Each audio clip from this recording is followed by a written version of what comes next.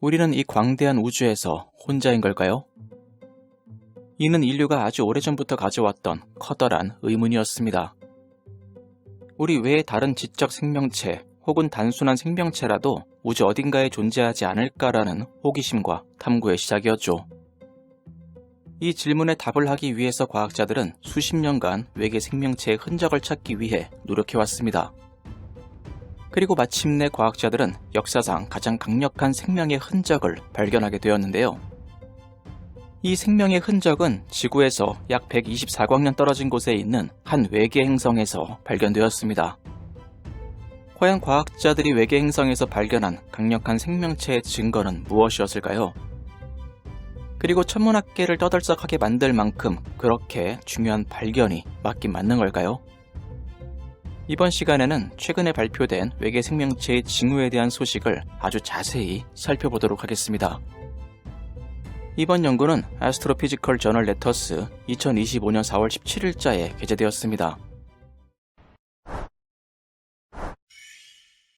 2019년 허블 망원경이 외계 행성의 대기를 살펴보고 있습니다.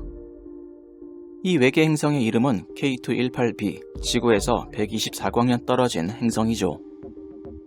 지름은 지구보다 약 2.6배 더 크고 질량은 약 8.6배나 더 높은 꽤 거대한 행성입니다. 또한 K218b는 중심별인 적색 외성의 주위를 아주 가까운 거리에서 공전하고 있는데요. 그 결과 K218b가 중심별을 한 바퀴 도는 데 걸리는 시간은 고작 33일밖에 되지 않습니다. 그럼에도 불구하고 K218b의 평균 온도는 지구와 다소 유사할 것으로 추정되고 있습니다. 이는 중심별이 우리의 태양보다 훨씬 더 어둡고 온도가 낮은 적색 외성이기 때문이죠. 그래서 과학자들은 어쩌면 이 행성에 액체 상태의 물이 존재할 수 있을 것으로 예측하고 있습니다. 액체 상태의 물은 생명체가 존재하기 위한 가장 기본적인 조건 중 하나라고 할 수 있는데요. 즉, 이 행성은 생명체가 존재할 수 있는 환경을 갖추고 있을 가능성이 있다는 의미가 됩니다. 이것이 바로 과학자들이 허블 망원경으로 이 행성의 대기를 살펴보고 있는 가장 큰 이유죠. 그리고 이러한 과학자들의 예상은 단순히 막연한 기대가 아니었습니다. K218b가 정말 이론적으로 물이 존재할 수 있는 환경이라면 그 대기 속에서 물 분자가 실제로 존재할 것이라 합리적인 예측을 하고 있었습니다. 과학자들은 더 나아가서 어쩌면 지구 생명의 기반이 되는 탄소 원자를 포함한 메탄이나 이산화탄소와 같은 기본적인 분자들도 발견될 수 있을지도 모른다고 기대했었죠.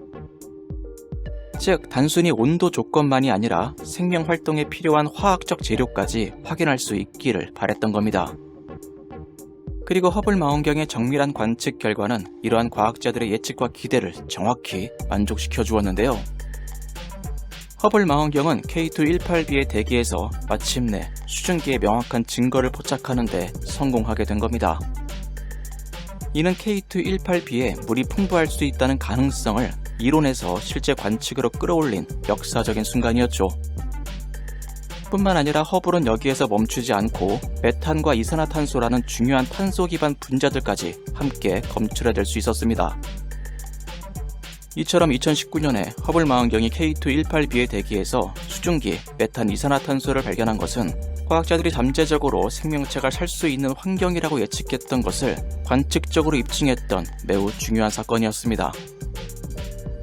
K218b가 단순한 암석 덩어리가 아니라 생명의 기본 요소를 품고 있을지도 모르는 복잡하고 흥미로운 세계일 수 있다는 가능성의 문을 처음으로 열어준 사건이었죠.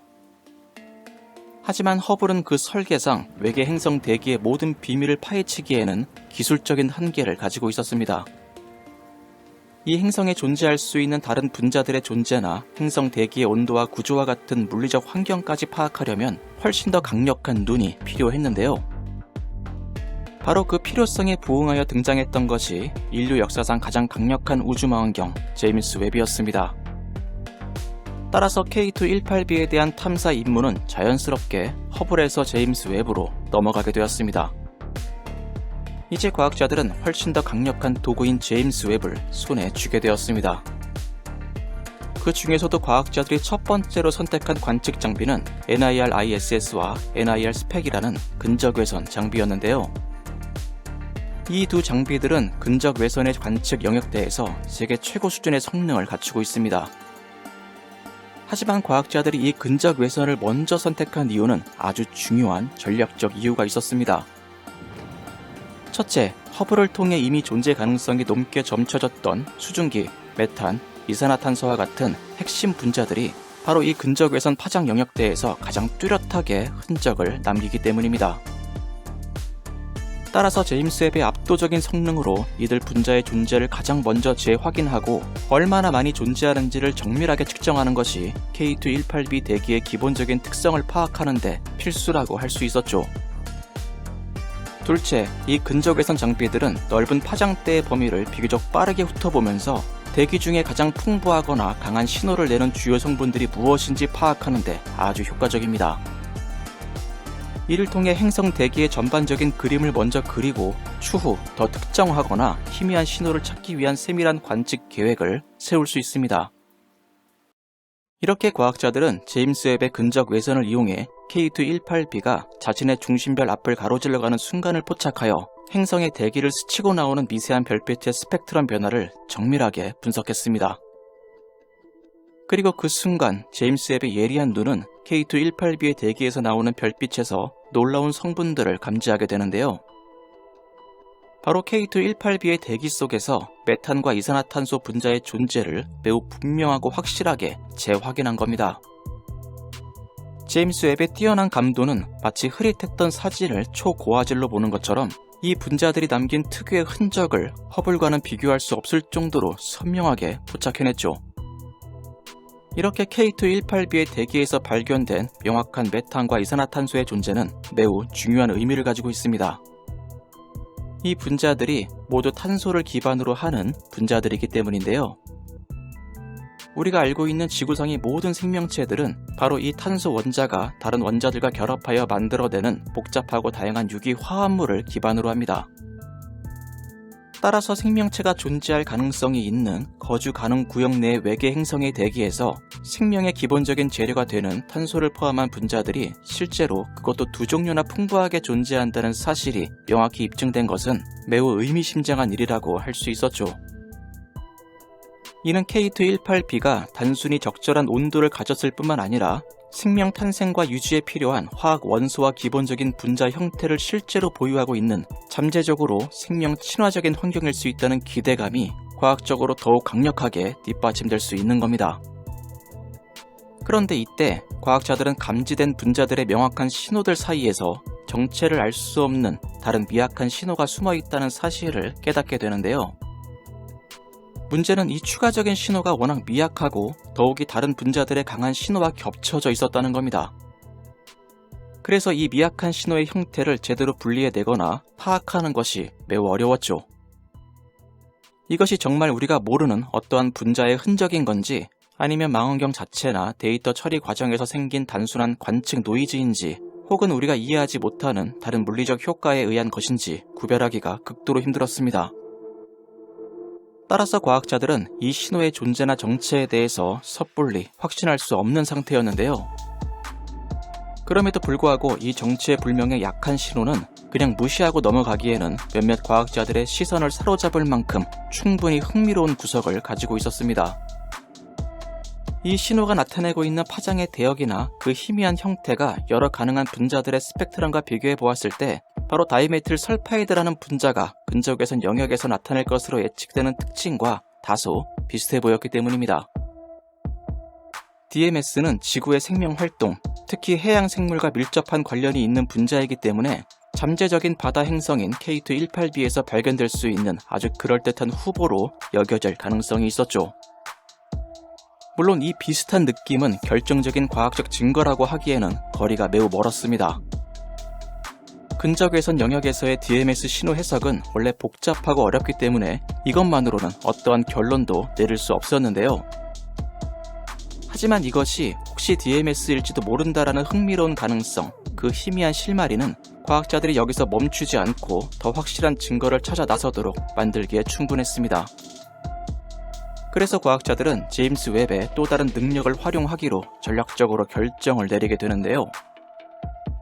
바로 제임스 웹에 탑재된 여러 첨단 장비 중에서 중적외선 파장대역을 전문적으로 관측하는 미리를 사용해 K2-18B의 대기를 다시 한번 이번에는 다른 각도에서 정밀하게 들여다보기로 결정을 내리게 된 겁니다. 이렇게 과학자들이 기존의 근적외선 대신에 중적외선 관측 방법을 선택한 데에는 다음과 같은 이유가 있었습니다. 첫 번째, DMS 분자의 경우 중적외선 영역에서 더 강하고 식별하게 용이한 흔적을 남길 것으로 예측되기 때문입니다. 두 번째, 서로 다른 장비와 서로 다른 파장대역이라는 완전히 독립적인 두 가지 관측 방법 모두에서 일관되게 DMS의 신호가 나타난다면 그 신호가 실제 DMS에 의한 것일 확률이 비약적으로 높아지기 때문입니다. 즉, 근적외선에서 보였던 약한 신호가 오류 등에 의해 생긴 것이라면 미리 장비에서는 그 신호가 나타나지 않거나 다르게 나타나야 한다는 거죠. 이렇게 과학자들은 제임스 웹의 중적 외선을 이용해서 K2-18B의 대기를 다시 살펴보기 시작했습니다. 그 결과 K2-18B의 대기에서 다이메틸 설파이드 분자가 남기는 특유의 신호가 매우 명확히 감지되었는데요. 이는 근적외선 관측에서의 약한 신호와는 질적으로 다른 훨씬 더 강력하고 분명한 신호라고 할 수 있었습니다. 즉, 근적외선에서 발견된 정체불명의 약한 신호는 단순한 노이즈나 오류가 아니라 실제로 DMS의 분자의 존재를 암시하는 의미 있는 초기 단서였음이 밝혀지게 된 거였죠. 그리고 이렇게 서로 다른 두 종류의 관측에서 일관된 결과가 나온다는 것은 매우 놀라운 사건이었습니다. 뿐만 아니라 제임스 웹은 K2-18B의 대기에서 다이메틸 다이설파이드의 존재도 추가로 확인할 수 있었는데요. 이렇게 발견된 DMS와 DMDS는 모두 황원자를 포함하고 있는 유기황 화합물이었습니다. 이 두 가지의 황 분자가 함께 발견되었다는 것은 K2-18B의 대기 또는 표면 환경에서 단순히 DMS가 존재만 하는 것이 아니라 황을 중심으로 한 비교적 복잡한 화학 반응들이 실제로 일어나고 있음을 강력하게 시사하고 있는 거였죠.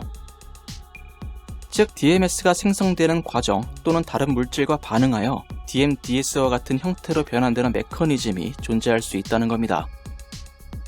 또한 DMDS의 발견은 DMS 신호가 완전히 예상치 못했던 오류나 노이즈일 가능성을 더 낮춰주었으며 실제 화학적 현상일 가능성의 무게를 크게 실어주고 있었습니다.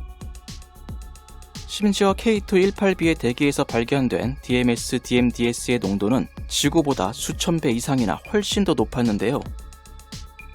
사실 지구의 대기 중에서 발견되는 DMS의 농도는 일반적으로 부피 기준 10억분의 1 미만 수준으로 매우 낮습니다.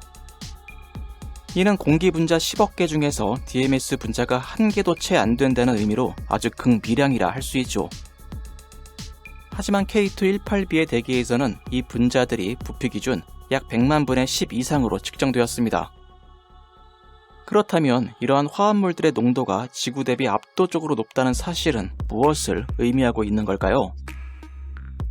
DMS의 농도가 이렇게 높다는 것은 DMS가 해당 환경에서 매우 효율적으로 생성될 수 있음을 의미합니다. 또는 매우 광범위한 영역에서 지속적으로 방출되고 있다는 것을 시사하고 있기도 하죠. 지구의 미미한 농도와 비교해보면 그 차이가 엄청나기 때문에 평범한 과정으로는 설명하기가 어렵습니다. 만약 이 DMS가 생명활동의 결과물이라면 이는 K2-18B의 생물권이 지구와는 비교할 수 없을 정도로 활발하다는 것을 의미합니다.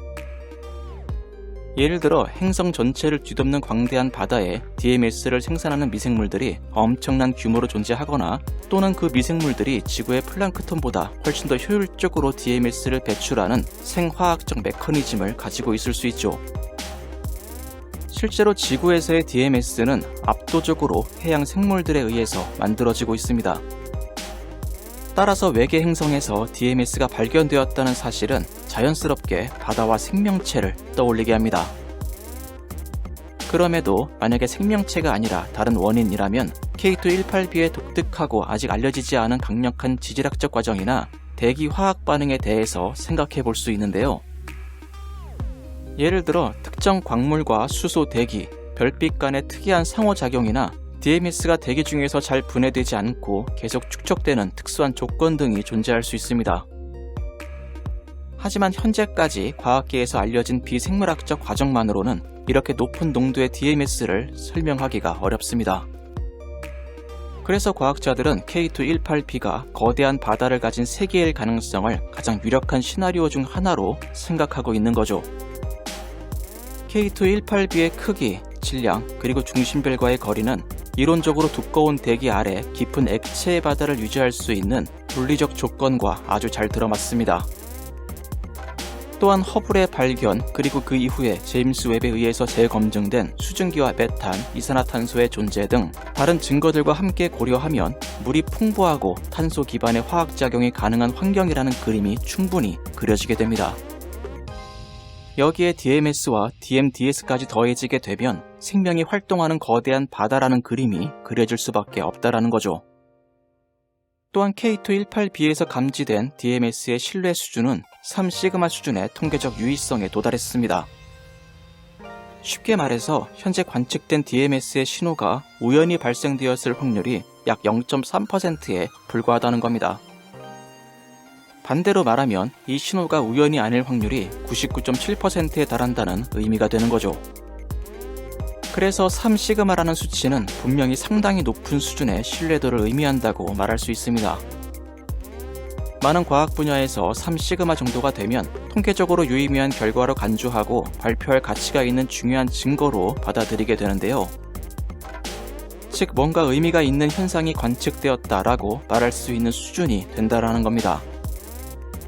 하지만 외계 생명체의 존재 확인과 같은 매우 중요하고 혁명적인 주장이 인정받으려면 3시그마로는 부족합니다. 외계 생명체 정도가 확실하게 공식적으로 인정받으려면 5시그마 수준의 신뢰도가 필요하다고 할 수 있죠. 5시그마는 관측 결과가 우연히 발생되었을 확률이 약 0.00006% 미만이라는 극도로 낮은 확률을 의미합니다. 이 정도 수준이 되어야 우연의 일치라고는 도저히 볼 수 없으며 이는 명백한 실제 현상이다라고 과학계가 확신하고 발견으로 인정하게 된다는 겁니다.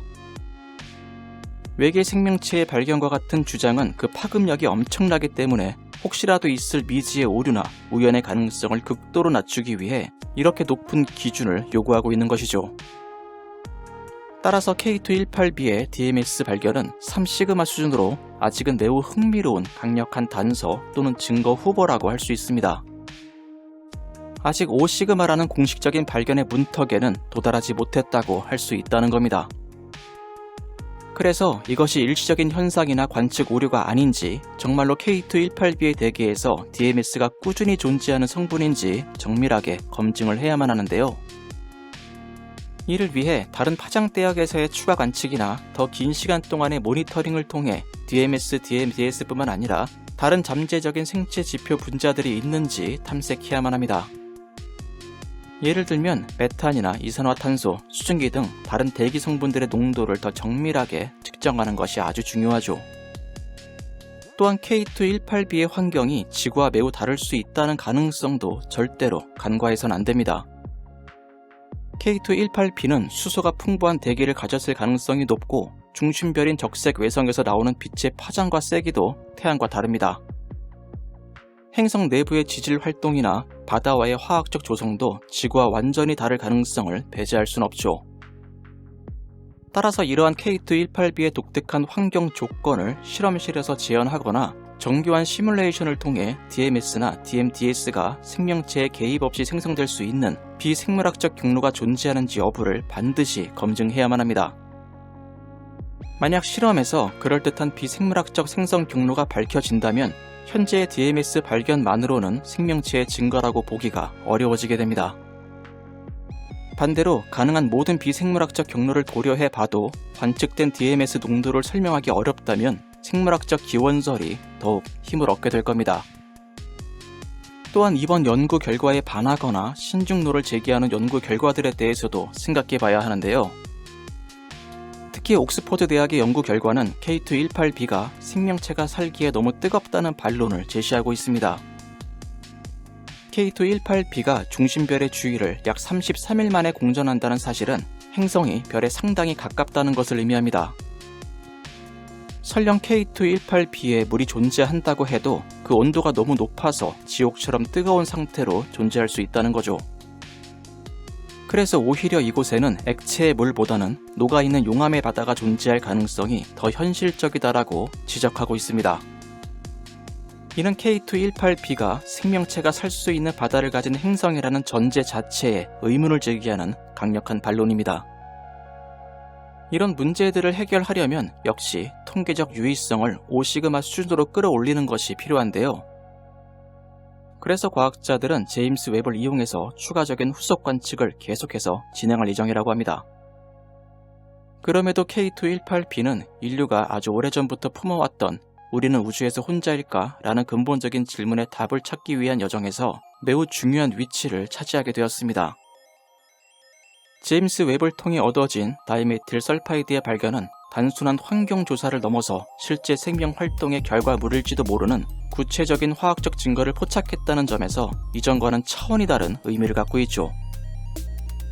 이것이 바로 이번의 발견이 잠재적으로 천문학계의 게임 체인저가 될 수 있다고 평가를 받고 있는 이유입니다. 만약 최종적으로 생명체의 증거가 확인된다면 이는 코페르니쿠스적 전환의 버금가는 인류 지성사의 혁명이 될 수 있을 텐데요. 즉 태양이 지구를 도는 것이 아니라 지구가 태양을 도는 것으로 밝혀진 것만큼의 혁명적인 사건이 될 수 있다는 겁니다. 하지만 과학의 역사는 성급한 결론이 얼마나 위험한지를 끊임없이 가르쳐왔습니다. 특히 외계 생명체의 발견과 같이 그 파급력이 엄청난 주장일수록 더욱 그렇다고 할 수 있죠. 따라서 현재의 흥분 속에서도 과학계가 냉철한 이성으로 신중함을 잃지 않고 철저한 검증을 강조하는 것은 너무나 당연하고 필수적인 과정입니다. 제임스 웹의 추가 관측을 통해 DMS 신호가 통계적으로 우연일 가능성을 거의 완벽하게 배제하는 5시그마 수준의 확실성을 확보하는 것이 그 첫 번째 과제입니다. 동시에 실험실의 환경에서 K218b의 독특한 조건을 구현하여 DMS가 생명체 없이도 생성될 수 있는 비생물학적 경로가 정말로 없는지, 있다면 얼마나 효율적인지를 이론 및 실험적으로 철저히 규명해야 합니다. 또한 행성의 정확한 온도, 대기 순환, 구름의 영향 등을 포함한 실제 환경 조건을 더 정확히 파악하는 연구도 DMS의 신호의 의미를 해석하는 데 큰 도움이 될 수 있을 겁니다.